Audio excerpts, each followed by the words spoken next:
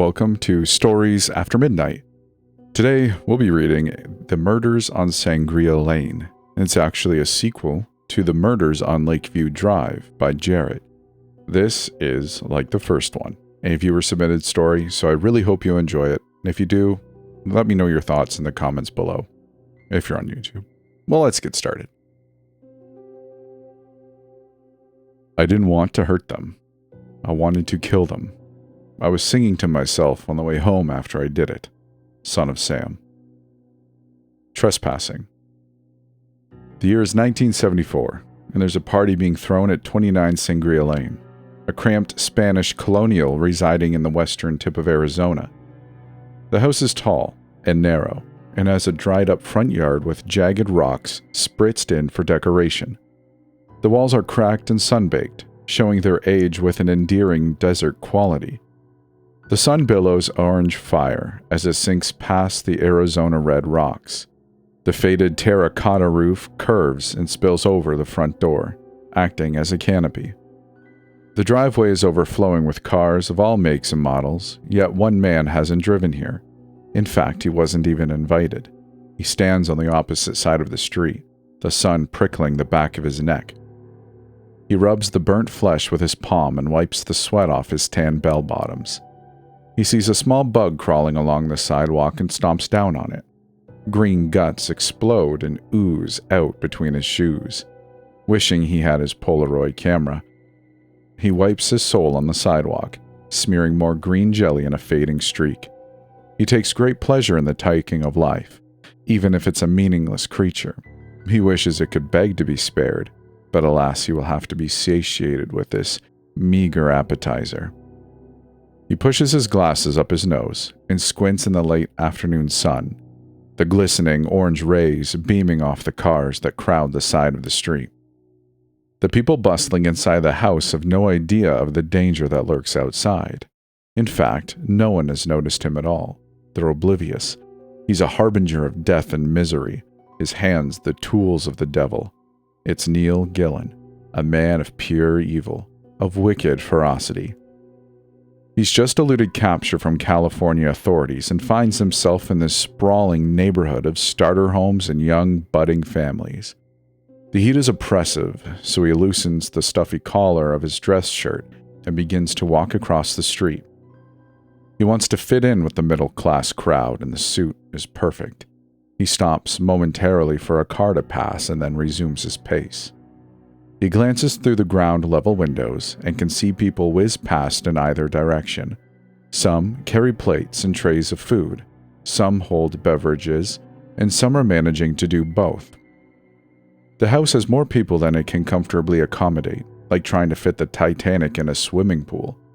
He can hear the sound of children's excited squealing as it pierces through the endless buzz of the fans propped in the windows. As he walks up and over the curb, he can feel the hot air blowing on him, and he pops his shirt a few times to disperse it. It feels like he stepped into an oven. A car pulls up alongside him and parks on the street. A young couple exits the green Lincoln Continental and shuts the door behind them. The woman exits the driver's seat, while the man crawls out of the passenger side carrying a bakery box. The woman pulls down her skirt, smoothing out the wrinkles as she bustles to the front door. How easy it would be to snake an arm around her neck and squeeze. Squeeze until her arms and legs go limp, and she becomes deadweight. You can practically smell her blonde hair, can see how the ends curl up into little half-moon crescents. Or maybe shove a knife into her throat and watch the blood pour out of her like a waterfall. No, he can't. There's too many witnesses. Instead, Neil hangs back, whipping a cigarette out of his suit pocket. He lights it and pretends to smoke it. He hates smoking. The taste, the coughing, the smell, everything about it is revolting. He watches the couple out of the corner of his eye, noticing they left the windows to their car rolled down. "Ring the door, would you? My hands are full," the man asks the woman as he pushes up the large cake box with his knee to prevent himself from dropping it. She presses the button without replying.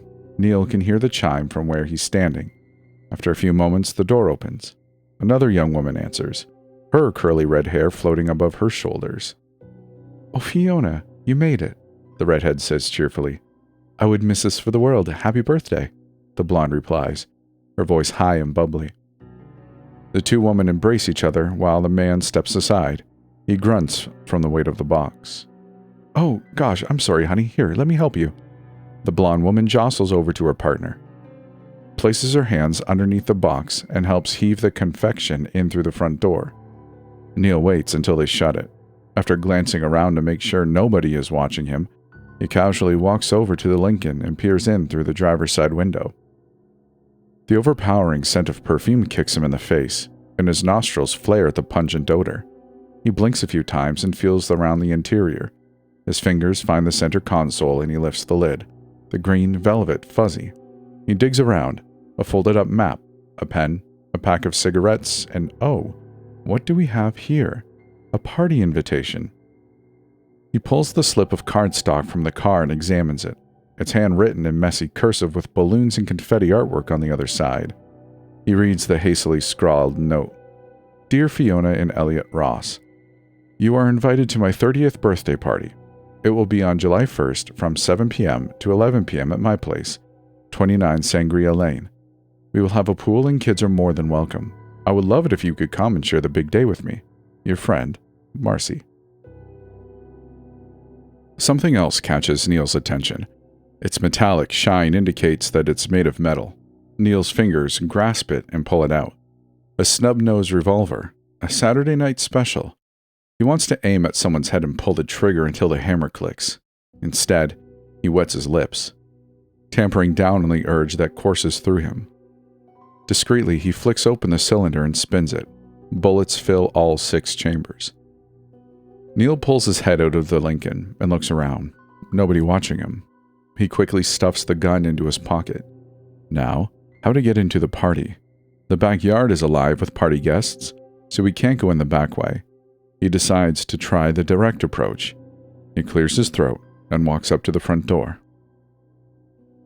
Deception. Marcy Givens places the double-decker cake on the kitchen counter and gives Elliot Ross a quick hug. As much as she loves Fiona, her husband is another matter. He's nice enough, but she finds him overbearing and overprotective.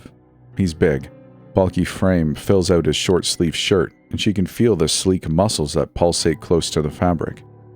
She can't prove that Elliot does anything to Fiona, but Marcy suspects that all is not as it appears. She pushes the thought away. Not her business to butt her head in where it doesn't belong. How have you been? Marcy asks. They release the awkward hold, and Marcy parts her curly red hair from her eyes. Elliot's face alights with pride. I got drafted. Can you believe it? Pro football, here I come. Fiona bounces on her toes, barely able to contain her excitement. Isn't it amazing? We're heading to the big leagues. Marcy, caught off guard, manages a smile. Wow, that's really something. I've never been friends with a famous athlete before. Out of her element and antsy, Marcy fiddles with the tail of her belt. She's feeling nervous, so she shoves her free hand into the back pocket of her pants, withdrawing a pack of cigarettes. He'll be on magazine covers in no time, Fiona says, patting her husband on the back.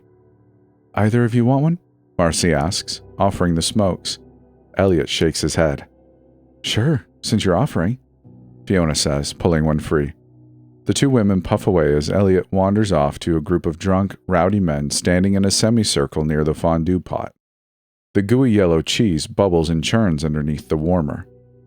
How's things? Fiona asks. Marcy blows out a plume of smoke before answering. Could be better. Oh yeah? Yeah. Fiona waits for an answer, but none escapes Marcy's lips. Fiona presses. You want to talk about it? Not really. She looks down at the floor. She feels uncomfortable sharing personal information. Why not? Is something bothering you? Fiona dug. She wasn't going to let this go. I don't know. I guess I just feel alone most of the time. I just don't have anyone. Don't worry. You'll find him. You're cute, funny. Thanks, but You know what your problem is? Fiona points a finger at her friend. What? It's because you work too many hours at that dang job of yours. How many hours are you there anyways? 70? 70 hours? Damn, every week? Yeah. God, Marcy, there's your issue. Yeah, I know, but my patients need me, Fiona. I can't just abandon them. You're not abandoning them by cutting back your hours. You can totally work like a normal person and not feel guilty about it. Marcy scoffs. I wish. She finishes the last of the cigarette and puts the butt out in an ashtray nestled on the kitchen counter. Why not? You have a career nailed down, why not venture out and snag yourself a man? Work comes first. Fiona rolls her eyes. Work, work, work, that's all you think about. I'm surprised you're even throwing a party for yourself. Fiona and Marcy had met during their first year of art school. Marcy decided that she wanted a major more financially lucrative and dropped out entirely. She floated around for a while until she settled on nursing. She got her bachelor's and worked as an RN at a local hospital. She felt fulfilled by her work and, due to the high salary, was able to afford her own place. It was a nice starter home, not a mansion by any means, but since it was just her, who needed a big house? Marcy craved a partner, someone to spend her life with, and now, hitting 30, she found herself becoming desperate. Dating for Marcy was inconsistent, and the older she got, the more she craved children of her own. Men found her attractive, but the obsession with her work was a turnoff. That and the fact that she almost always made more than the men who paid for her dinner. So many of them felt they had to be the sole provider for a family, and couldn't imagine being out-earned by a skinny broad from nowhere, Arizona. Marcy could only imagine how they'd scoff if she suggested they quit their jobs to cook and clean the house. But it made sense for her, and it was what she wanted. God, how it would simplify her life. So am I, Marcy shrugs. I'm glad you are. Fiona glanced around, taking in the crowd. It's awesome. Her eyes shoot over to the kitchen. Say, is that jungle juice? She asks. A large bowl filled to the brim with red, foggy liquid rests on the counter. Marcy nods, giving a sly grin. Well, Fiona returns the grin. Don't mind if I do. The doorbell rings. Marcy steps past Fiona, filling a disposable cup and strides to the door. She slips past groups of people gathered about, many embroiled in moderately loud conversation. Marcy reaches out and turns the doorknob. Her eyes rest on an unfamiliar man. Maybe late 20s or early 30s. He wears a brown suit over a white dress shirt. A pair of flowing bell-bottoms cloak his shoes. His face is freckled with red curly hair, not far off from hers, and his large rounded glasses provide a nice complement to his features. Who is he? An old classmate? A family friend? She doesn't recognize him. Marcy puts on a brave smile and speaks, her voice undulating like a roller coaster. Hi, welcome. Her eyes give him a questioning stare through her smile. I'm not sure I'm familiar with you. I forgot your name. She holds out a hand and he doesn't shake it, just stares at her with his eyes, sizes her up the way someone sizes up a plate of juicy steak. His eyes terrify her, and she doesn't want to let this creep into her home. They look dead inside, like there is nothing but darkness behind the irises. She feels her facade cracking. Why isn't he speaking? Doesn't this guy know basic social etiquette? Hi, I was invited. I got this in the mail and, His voice is surprisingly high-pitched. He holds up the balloon side of the invitation with the "You're invited" scrawl in colorful lettering. Oh, who invited you? Marcy blocks the door with her body, her arms outstretched to rest on the other side of the doorframe. The blonde, he says. She looks over her shoulder. What blonde? There's a lot of blonde people here. Marcy is ready to call the police. She isn't sure why, but this man is bad. She can feel the negative energy. It radiates off him and infects her through her skin. She shakes as goosebumps pop out on her flesh. She's suddenly cold, freezing even. Fiona, she invited me, he says. Marcy isn't buying it. Fiona might be a social butterfly, but Marcy very much doubt that she knows this weird man. Fiona is an artist designing commercial book covers on commission. There's no way that she is friends with him. In fact, she can think of no possible scenario where Fiona would ever speak to this sociopath. No, she didn't, Marcy says flatly. The man cocks his head to the side. Are you saying I'm lying? The man's tone is still soft and high-pitched, but Marcy can sense real menace behind the accusation. She blinks, her knuckles whitening on the doorframe as they dig into the wood. No, I just don't think she invited you. Did you get her mixed up with someone else? I did not. I have an invitation and it would be rude to not let me in. Marcy gives a strained laugh. I'm sorry, but go ask her. She'll tell you. She knows me. His eyes devour her. Marcy relents. She grumbles and turns back to Neil. This was Marcy's first mistake. Never turn your back on a predator. And so as Marcy Givens walks across the crowded front room back over to the kitchen countertop to ask her friend, Neil Gillen waltzes straight into the house and blends into the crowd like a chameleon. No one spares him a second glance. He creeps up the stairs and vanishes into the lengthening shadows, masking the upstairs hallway. He hides in the bathroom, slipping behind the rubber shower curtain. He sits down in the tub and waits. Peeping.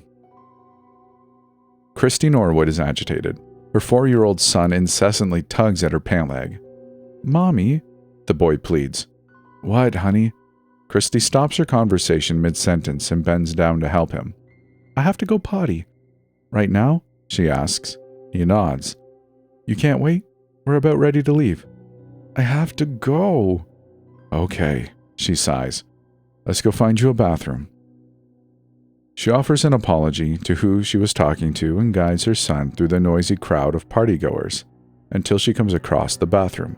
It sits adjacent to the living room. Christy reaches out and turns the knob. It won't budge. Locked. Her son continues to complain, squeezing his legs together. She spots her next-door neighbor, Marcy, and hurries over to her. Hey, Marcy? Marcy turns and smiles. Hey, do you have a bathroom? Cody really has to go. Marcy cranes her neck over Christy's shoulder and points to the door she just came from. Christy shakes her head. It's locked. I have another upstairs. It's at the end of the hall. Thank you. Christy pulls Cody along and up the stairs. The hallway is tight and dark, nighttime having long since fallen. Christy is tired and wants to wrap this up so she can walk home. They reach the bathroom and Christy flips on the light. The sink lies to the immediate right. The door swung out to the left. The toilet is nestled in the right-hand corner of the bathroom, the tub and shower taking up the entirety of the back wall. Green tile is plastered from the floor to halfway up the walls and meets wood paneling that stretches up to the ceiling.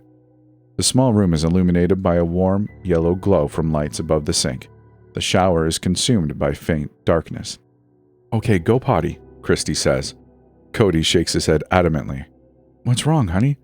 It's scary in there. Christy has to admit the room would make an interior designer scream, but instead says, Don't worry, sweetie. I'll stand outside the door and wait for you. Cody looks at his mother, at the shower curtain, and then back at his mother. His head is on a swivel and he looks back and forth so many times Christy is worried he'll scramble his brain. Come on, I know you have to go. Christy takes his hand and leads him into the unnerving bathroom, her feet digging into the green, carpeted rug by the sink.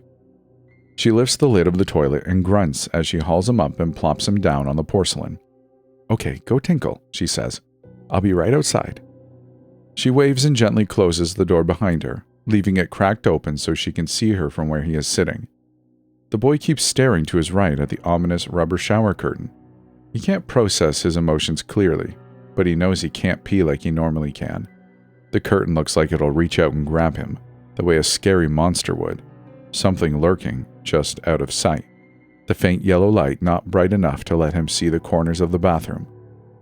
Suddenly, a sound from behind the curtain. There's a monster in there. Cody begins to tremble and then urine bursts forth, splattering the wall and floor with a streak of yellow. He begins to cry. On the opposite side of the shower curtain, the monster licks his lips. He can hear it's a child in the bathroom, and he silently takes out the revolver from his pocket.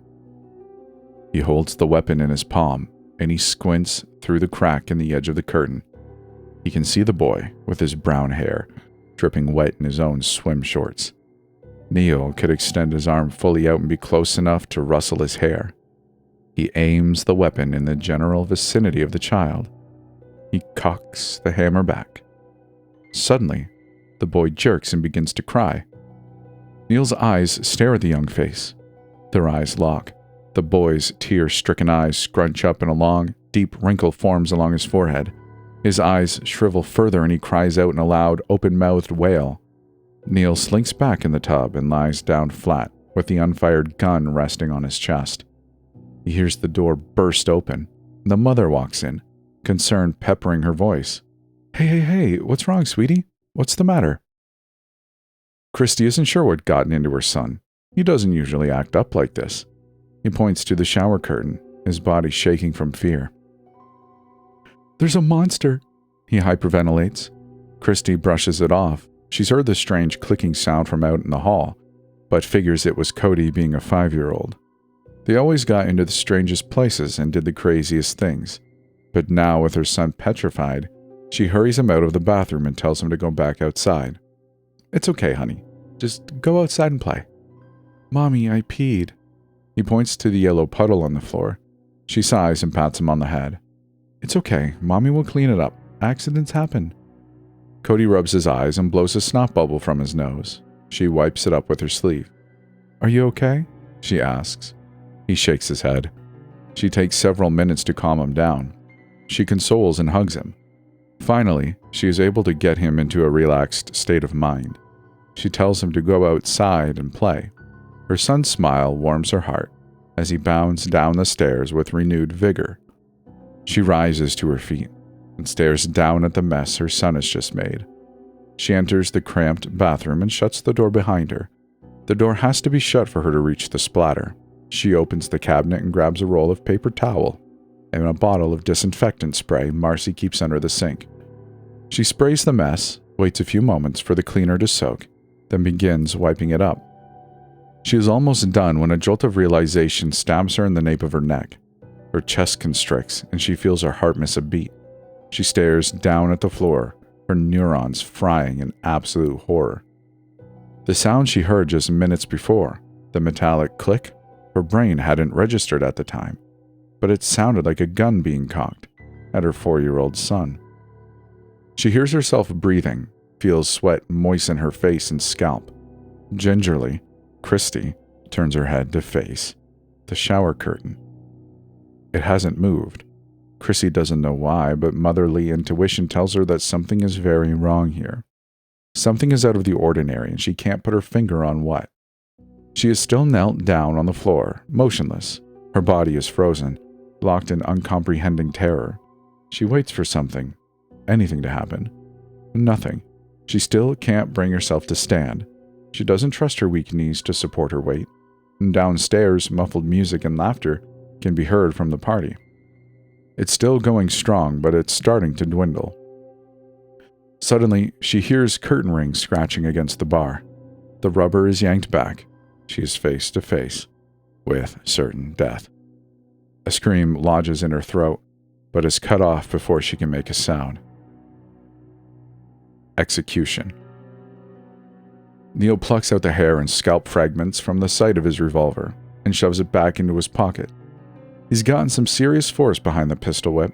He runs the lock of hair in between his fingers, and since he doesn't have his camera, decides to keep the hair as a memento. He knew the woman was crouched down because he could spy on her from his position in the tub. He didn't dare fire the gun, not with the house as packed as it is. He lifts his legs over and out of the lip of the tub, standing on the plush green rug near the sink. He gazes down at the woman's body, the side of her head trickling blood. She's small and petite, no more than 5 feet tall and 90 pounds. You can see her chest move up and down, the rhythm jerky and sputtering. He bends down and picks up her body. She's unconscious, and he sits her down on the lip of the tub. He grabs the heavy rubber shower curtain and wraps it around her neck. He secures it with an airtight knot that hits at the base of her skull, grabs the other end of the curtain, and pulls back along the bar. The rubber squeaks and squeals as it's pulled taut. He retches back, feeling the muscles in his back bulge from the effort. The shower bar groans from the weight as Christy is pulled off her feet, suspended in the air.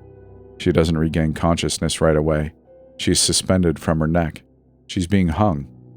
Neil puts all his physical effort in holding her up. He notices her toes start to twitch from the loss of oxygen, her muscles firing in random, irregular spasms. The shower bar begins to bow in the center as he props his foot up on the toilet for leverage. Christy sees a light at the end of a dark tunnel, her ears ringing loudly, and she feels pinpricks on her toes and fingers. Movement feels unnatural. She is vaguely aware of a crushing pain in her neck and a fire blazing in her lungs. She wants to drift off and stay asleep. Suddenly, she is fully yanked from unconsciousness. The spontaneous nature of it surprising. She begins to gag and cough and kick violently. Her hands fly to the knot in the back of her neck, but she is lacking the strength or ability to untie it. She desperately arches her back and manages to prop her feet up on the lip of the tub. She can breathe now and begins to cough, taking massive, sucking gulps of air. Neil kicks at her legs, and she loses her footing. He hears her airway close as she once again begins to squirm and retch and flail. She stares at Neil with glazed-over eyes, her face losing color. Blood oozes from the gash along the side of her head and flows down her white shirt in small red droplets. She tries, in a panic, to find another foothold, a soap holder, a windowsill, anything to support her. There's no windows, and the soap holder is out of her reach on the opposite wall. Her only chance is the lip of the tub. Neil sees her cheeks and lips turning a sickly purplish blue as her body begins to shut down. Excitement courses through him as she manages to grasp out at the white ledge with her big toe. He likes this little game, giving her the tiniest hope of survival before snatching it away. How fun. Her toe slips off the edge with another nudge of his foot. Christy lets out one more sputtering gasp before going limp. Neil keeps pulling until he's sure she's dead. Then he lets go of the curtain and allows her body to crash into the tub with a heavy thud. He walks over to the lifeless corpse and unties the knot around her neck. He is deliberate and gentle, like a man on a Sunday stroll. He fluffs out the curtain and pulls it back along the rod to entomb Christy in her porcelain coffin. He picks up the paper towels and spray cleaner and stashes them back under the sink. Back downstairs, Marcy hears a thump above her. What the hell? No one should be up there. She gingerly walks up the stairs and looks down the dark hallway. Shadows dance and churn in pitch black. She walks down a little further and glances into her bedroom. Hello? Christy? No response. She walks over to her study across the hall. Christy, you in here? Nothing. Puzzled, she walks into the upstairs bathroom at the end of the hall and peers inside. Everything is still. Looks like Christy went back outside to her son. It makes sense, after all. She saw the little boy run back outside to the pool. Marcy doesn't have an inkling that she's standing feet away from Christy's corpse. Evil. Marcy is feeling better after checking upstairs, but a shroud of exhaustion looms over her. She checks a clock on the wall. Both hands are standing straight up. Nightfall has long since taken hold in the neighborhood, and she is annoyed that everyone is still in her house an hour past the time on the invitations. She's been asking everyone all night if they've seen the creepy man in the brown suit, but no one has. She wants to believe that he left when she told him to, but she finds herself paranoid and jumpy. She's had enough of tonight. Keeping her eyes on the room, she stands up on a chair and announces to the thinning crowd, "Hey everyone, can I have your attention?" She has to yell over the R&B playing over her stereo. No one turns. They continue their conversations. "Excuse me," she hollers. Still nothing. She has to shout to get their collective attention. "It's midnight. The party was over an hour ago. Please leave my house." Everyone stops and looks at her. She's pointing to the front door. Anger must have flared in her face because some people groan and look at each other in surprised, wide-eyed expressions. They still don't move. What the hell, are they all deaf? "Get the hell out," she shouts. She hates this experience. Going to someone else's party and hosting a party are two different things. Seeing how disrespectfully people have treated her home has her dumbfounded. All the beer and nacho cheese getting spilled on the floor, the obnoxious banter, the people wandering around her house unsupervised. She pats herself on the back for making the upstairs off limits. She put the dog gate on the bottom step, and this has kept out anyone from sneaking upstairs and making out in her bed. In fact, she hasn't seen Christy or her son for a couple hours. They must have left from the backyard without saying goodbye. That's okay. Her son seemed rather fussy, and while she's not a parent herself, she can sympathize with a mother being pushed to her emotional limit. "Way to ruin the party, bitch." a drunk man says as he stumbles out the front door. Marcy flips him off, still standing on the dining room chair. She probably won't be high on his invitee list. Good. Looks like a frat boy or a guy who never matured once he graduated high school. Reminds her of Elliot. She still can't believe Fiona fell for him so hard. The crowds disperse as they exit the front door. Marcy feels the anger flare again as she gazes upon the huge mess that they left in their wake. "Hey, Marcy." Fiona giggles as she walks up to her. "Need help?" She gestures to the trash strewn about. Marcy nods in appreciation and she steps down from the chair. "Yes, please. Holy crap, what a night." "I know, it was crazy." Marcy grabs a spare trash bag, and the two women bend over and begin cleaning up the garbage. "I still can't believe that guy," Fiona says. Marcy stops cleaning and asks, "Who?" Although she knows who Fiona is talking about. "That creep in the brown suit." "Did you see him?" Marcy clutches the garbage bag in her hand the way a rock climber would a failing harness. Fiona shakes her head adamantly. "No, I didn't. I kept an eye out after you asked me about him, but I never saw him in the house." Marcy breathes a sigh of relief. Maybe she's just paranoid after all. But what a weirdo. I mean, he lies about me inviting him. I've never seen that guy before in my life. Outside in the backyard, the creep observes a lost little boy. The entire space is empty except for them and a dog locked in a kennel. The dog whimpers and the boy is holding back tears and looks scared. Neil recognizes that he's the boy from the bathroom only hours before. "Mommy?" the boy whimpers to the warm night air. "Mommy?" Neil walks up to the boy. Cody has been taught about stranger danger, but he is too distressed and wants his mother too badly to think about it. "Have you seen my mommy?" the boy asks Neil. Neil was stunned to see how many adults strolled past a separated little boy. They had kids too. Didn't they see he was distressed or that he was missing his mother? Didn't matter. It wasn't going to change what was about to happen. Neil grins at the memory of taking her life as he squats down to the boy's eye level. A twinge of sadness overcomes Neil, but he holds it back. "No, I haven't." He rubs the boy's hair, but it feels unnatural and strange to both of them. "Come on, let's go find her." Neil takes the boy's hand in his own and stands up. He leads Cody into the deep recesses of the backyard, walking through rocky, gravelly sand. The inflatable pool sits in the yard underneath the patio deck. The boy looks over to it and then back at the monster. "My mommy isn't here," Cody says. Neil frowns to himself. Well, let's go look behind that cactus." He points to the tall, prickly succulent in the far corner of the backyard. Neil pulls the boy's arm until they reach it. They walk behind it. Neil rubs the strands of the mother's hair in between his fingers and steadies himself as he picks up a large, jagged rock from the ground. He looks at the back of the little boy's head. He lifts the rock above him as a tidal wave of regret washes through Neil Gillen's soul. Cody Norwood was never seen again. His body has never been found. Massacre. It's early in the morning when Elliot lays down on the living room couch. The alcohol that has suffused him is tapering off, but his head is still pounding. He kicks off his shoes, props his head up on a pillow facing the front door, and drifts off to sleep. In the kitchen, Marcy and Fiona have finally finished cleaning up. They are dead tired, and Fiona lets out a breath as she places a hand on her lower back. "God, what time is it?" she groans. Marcy looks up at the clock. 4:30? Damn!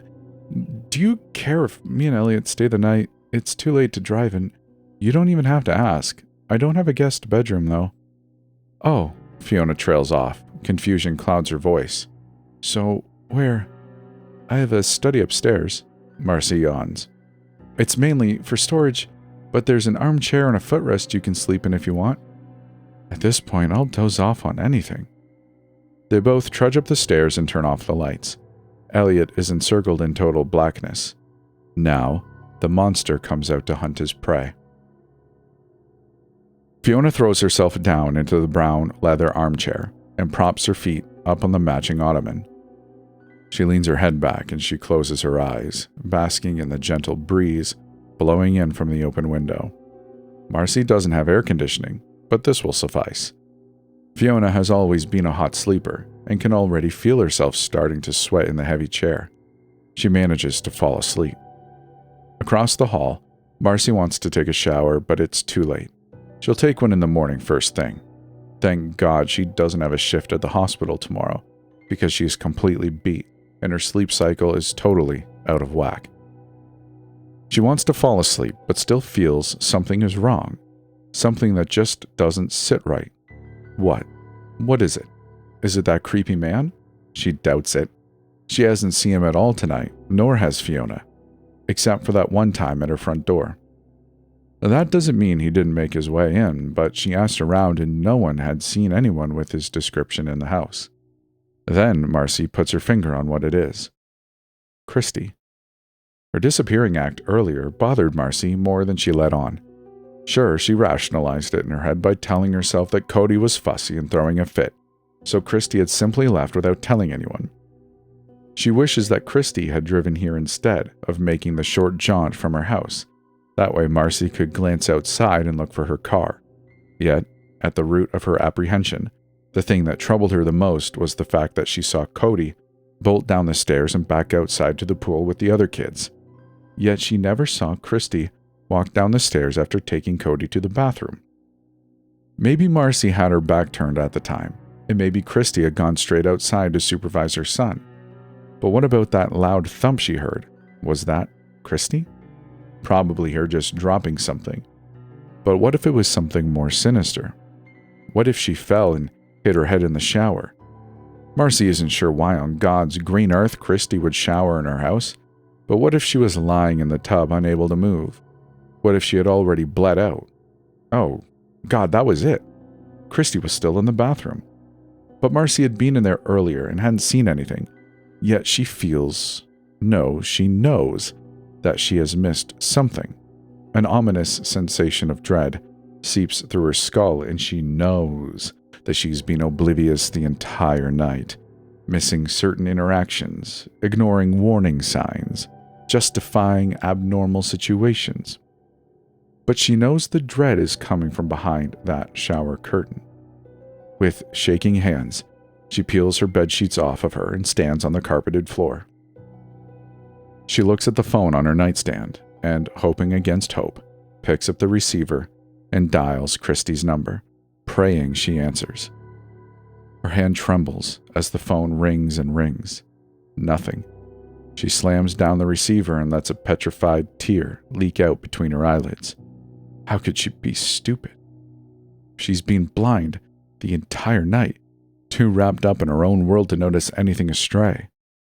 Marcy has had enough and dials 911. She's shaking as she holds up the receiver to her ear. The phone rings twice before an operator picks up. 911, what is your emergency? A male voice asks. Yes, I threw a party at my house earlier tonight and one of my friends is missing. She's a next-door neighbor. Marcy whispers, as if she's being watched or eavesdropped on. Missing? Did they leave the premises? No, well, I don't think so, but Ma'am, if the person in question hasn't been missing for more than 24 hours, the police won't let you file a missing persons report. If you don't hear from your friend within the next day or two, go to your local police station and discuss it with them there. 911 is for emergencies only. Wait. Her voice is a harsh whisper. Can't you send someone to go check on her? Give it time, ma'am. This line is for emergencies only, and this isn't one. And then the guy hangs up. Marcy stares at the phone like it's malfunctioning for a few heartbeats, then places the receiver back down in the cradle. Hopelessness overwhelms her. She can't believe how she was just dismissed, but she realizes that she has to look in that shower. Mustering every ounce of willpower, she walks slowly through the darkness and into the hall through her open bedroom door. She can hear Fiona snoring in the study as her own breathing quickens. She enters the bathroom and turns on the light. Everything is as it should be. The sink to the immediate right, the toilet to the far right, and the shower directly ahead of her. The room is small and stuffy, but it feels a mile long. Marcy creeps up to the heavy rubber shower curtain. She passes the sink. the leaky faucet dripping into the drain with a monotonous plop, each drop shooting a bolt of anxiety through Marcy's head. The tension travels from the top of her scalp down the nape of her neck and spreads out across her shoulders. She pauses as she reaches the shower. Her fingers brush against the curtain, but she hesitates. Why? She showers here every day. And so with a deep breath and a spark of courage, Marcy grips one of the many flaps of rubber and yanks it to her left. The metal rings shuffle to one side and Marcy closes her eyes. After a moment of time, standing still, she cracks open one eyelid and looks down. She can't register what she sees right away. Her brain isn't working as fast as her eyes. She sees twisted limbs, a hellish purple bruise around the neck, dead eyes, blood trickling down white linen fabric. Christy looks like she's been in a violent car accident. A boot is kicking on the inside of Marcy's chest. She's been around death and seen her fair share of traumatic sights, but never in her own home. She feels her bowels tighten and her body move on its own. She takes a step backwards, a hand flying to her mouth to stifle a scream. She lets out a whimper, a muffled sob sound that wants to come out louder. Her nursing instincts want to kick in. She wants to help, pump her chest, stabilize her neck, anything to save her. Marcy knows better. She's seen enough ER patients to know Christy is beyond help. Then, she hears the footsteps downstairs. Neil can hear the man snoring on the living room couch. He is surprised that the paranoid woman who lives here keeps so many windows propped open. First the upstairs bedroom window that allowed him to drop into the backyard, now the garage window to let him back into the house. It was too easy. Neil exits the shadows of the garage doorway and floats into the dark kitchen. White moonlight glistens off the shiny countertops. He considers removing his shoes, but he has waited for so long that he is sure that everyone inside the house is asleep.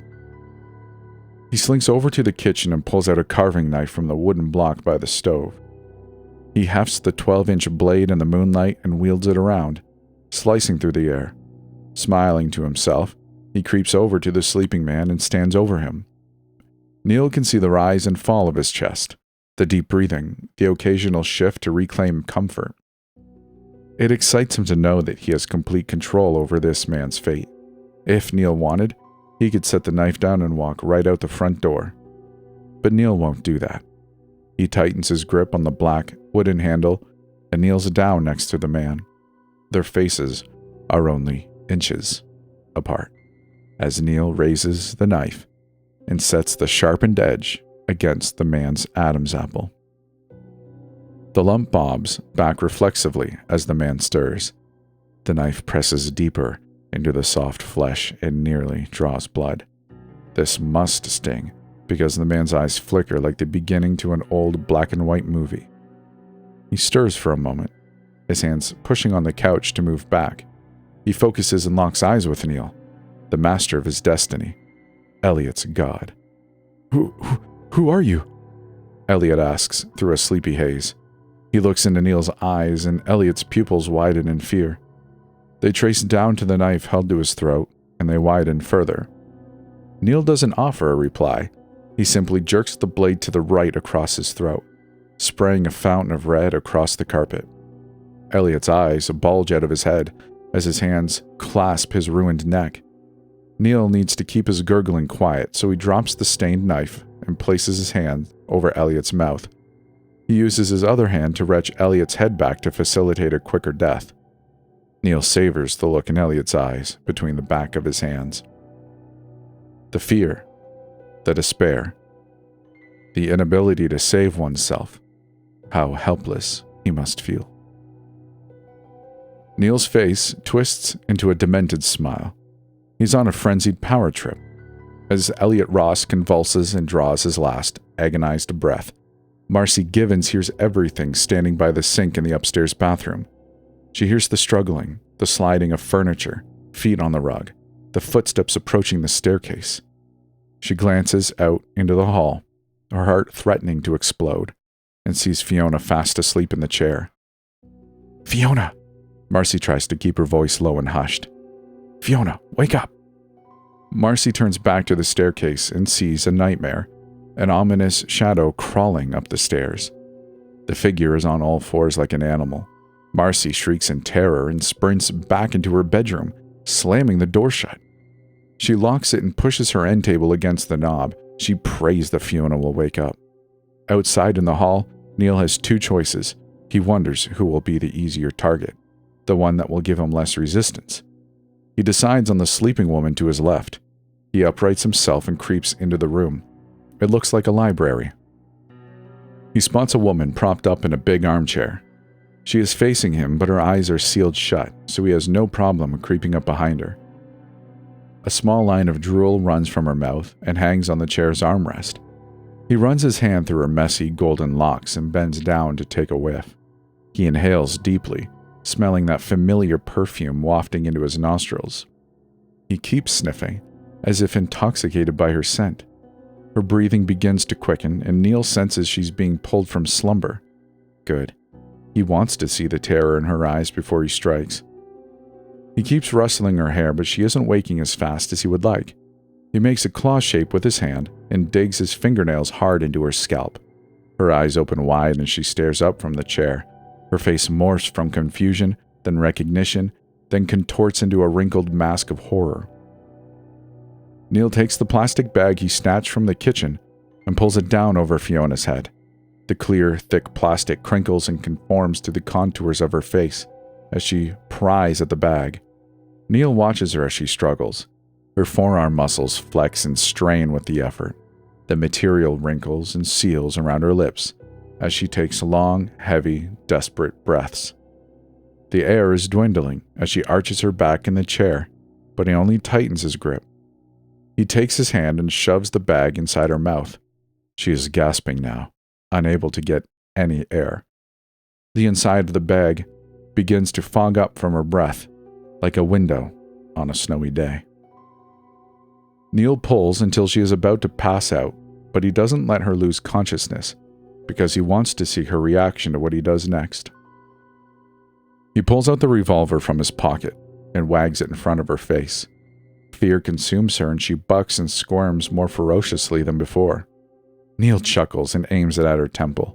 He savors the denial in her bloodshot eyes as he cocks the hammer back with his free hand. Her vision locks on him, and he can see the nonverbal plea. It never ceases to amaze him how vulnerable people get during their last moments. He fires the gun. Across the hall, Marcy jumps from the shot. It sounds like a cannon in the enclosed space. She drops the phone as she hysterically tells the 911 operator her address, 29 Sangria Lane. The operator on the other end hears the gunshot because their voice picks up its tempo. Marcy is told that police units are on their way. "How long? How long?" Marcy shrieks into the phone. "They're nearly there. Please stay on the line. Is there anywhere you can hide?" "The closet." She hushes her voice so he won't hear her. She drops the phone and runs into her closet. She shuts the louvered doors behind her. It's a walk-in and a decent size. She rummages around and flings some of her longer coats to the side, slipping into the gap she has just made. Moving the coats back, she slips into the pitch-black shadows. Pressing her back against the wall, she covers her mouth with her hand, holding her breath. Neil lurks outside Marcy's bedroom door, but he can't open it. It's jammed, and despite his best efforts of ramming it with his shoulder, it won't budge. He begins to scream out his anger. This is not something he expected. Then, an idea forms. He takes the revolver and aims it at the doorknob. He fires once, then twice, his ears ringing wildly. The knob is decimated and falls to the floor in a crumpled heap. He kicks on the door, but it still won't move. He screams again and pushes mightily against it. The wood creaks and begins to splinter as he manages to snake his arm through the tight opening. He pries at the wood with his fingers and wiggles his leg into the gap. Marcy can hear the insane man scream on the other side of her door, and she prays to whatever god she's devoted to that the police come and save her. Did she lock the front door? Can they even get in? Will they be able to save her in time? Thoughts cloud her mind as the banging intensifies. It's relentless assault. Suddenly, she hears wood break in two, rubble being dispersed and kicked across the room. Her door. He kicked down her door. Her throat ties itself in knots to prevent another scream. She squeezes her eyes shut, and she can hear the man's labored breathing. "I know you're in there." The voice is cold, calculated, and cunning. He laughs to himself and wets his lips with his tongue. He aims the gun at the door and fires. A woman screams from inside as wood splinters and flies into the air haphazardly. He's about to fire again when he hears a sound from outside. A whoop, and then flashing red and blue lights. Neil looks past the bloody hole in Fiona's head and through the open window. He sees a squadron of police units, men exiting cars with guns drawn. Neil looks at the bedroom window to his right, the one he jumped out of hours before. He'll have to do it again to escape. He won't have a chance to finish off this woman. "Police, make yourself known. Come out with your hands up." Neil takes this as a sign and darts across the carpet. He shoves the gun back into his pocket and perches himself on the window ledge. The drop is no more than 15 or so feet. He braces himself and drops down, landing on his hip onto dry, hard grass. Not as clean as his previous landing. He grunts as he stumbles to his feet. He hears the police moving in. They'll be in the backyard any second. He runs as fast as his tweaked hip will allow, jumping the fence and onto the street that runs alongside the neighborhood. He looks both ways and crosses. He begins to walk, stepping over lizards and tumbleweeds in the cool desert night. The police lights vanish from view as he strolls along the side of the road. The sun begins its daily rise over the sand dunes. He raises his thumb to any passing headlights, but he gets no takers, as the sky bleeds purple into a yellowish orange. Finally, after his fifth try, a car pulls over and Neil hops in the back seat. It's a middle-aged man and woman, both thin and affluent. The car's red leather interior snug and cozy. The man turns to him in the seat, while the woman gives him an inviting yet tense smile. Neil notices how the woman squeezes her husband's arm in objection. She fidgets in her seat and the leather creaks and groans under her, as if giving an audible objection to his presence. "Where are you headed so early in the morning?" the man asks. "Wherever," Neil says. The man blinks. "Nowhere in particular?" "Well, you see, my car broke down and I've been walking for miles." "Oh, well," the woman begins to say something but cuts herself off. Neil fiddles in his pocket and clutches the revolver without brandishing it. "We're only headed a few more miles, but we'd be happy to drop you off at a gas station." Neil Gillen throws his head back and begins to sing to himself. The words are jumbled and muffled under his breath. The couple give each other a concerned expression. Neil pulls out the gun and points it at them. He has 2 bullets left.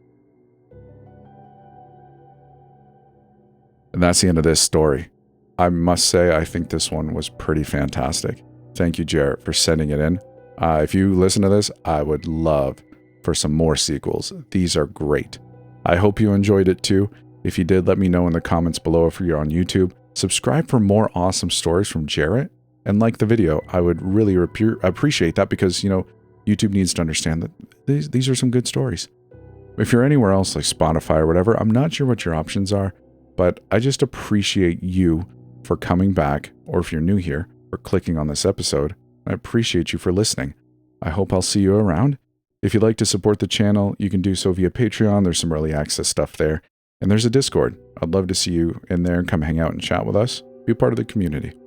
And if you'd like to send me your story, go to storiesaftermidnight.com, where there will be a link to do so. With all that said, I hope you enjoyed yourself here. We'll see you in the next one.